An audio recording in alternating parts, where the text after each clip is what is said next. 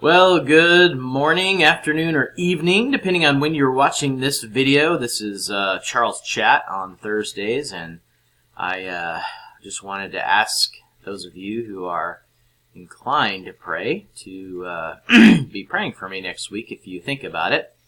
I have been invited to speak at a retreat in the Cascade Mountains in Washington. That's just a little bit east of Seattle, and I'm going to a retreat that I've been to. I think this is the fourth time that I have been to this particular retreat of high school students from Grace Academy in Marysville, Washington.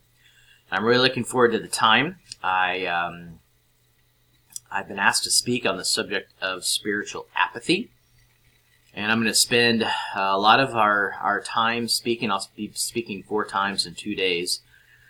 And I'll be taking the students a number of times to Revelation chapter 3, where one of the letters that is written to the 7 churches, the church of Laodicea, which God says was a lukewarm church, an apathetic church. And we're going to be asking basically 3 questions from this text. What is spiritual apathy? How do we know if we are apathetic, and what can we do about it?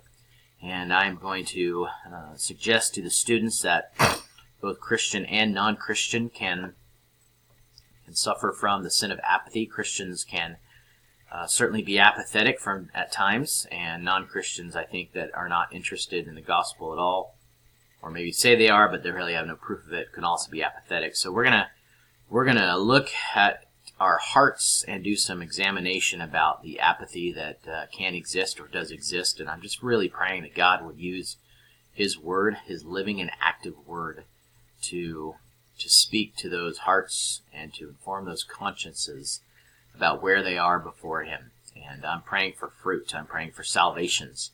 I'm praying for just a movement of God among those students. And so you can be praying for me. I'll be flying out this Sunday morning, really early Sunday morning, and heading to Seattle.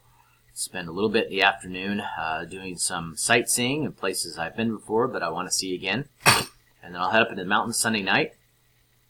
And we'll be there until Wednesday morning, where I will come back down and do a little more sightseeing and see some friends that I've made over the years in Washington. So please be praying for not just safe travels, but in particular for the camp, the retreat that we'll be at, and just looking forward to reuniting with some with some friends there and making some new friends with the high school students. And I'm really thankful for the opportunity to go. I really enjoy the ministry that's taking place at Grace Academy, and also the church that's associated with it, Grace Bible in Marysville, Washington. This is a church that has a really long history of faithful preaching and shepherding, like-minded brothers and sisters. A lot of my family used to attend church there before they moved to Kansas, so I'm fairly familiar with the ministry at Grace Bible and Grace Academy, and couldn't be more thankful for the work that God is doing through them. So just looking forward to locking arms with brothers and sisters next week, and enjoying ministry, enjoying worship, enjoying fellowship. And Lord is always good to give me these opportunities, and I'm just looking forward to doing it again. So be praying for me next week if you think about it. I will not be blogging at all next week, as I'll be up in the mountains blog less, and that'll be a blessing as well for a lot of different reasons. So be praying, and we'll see you when I get back. I'll give you a full report how things went when I return. Thanks.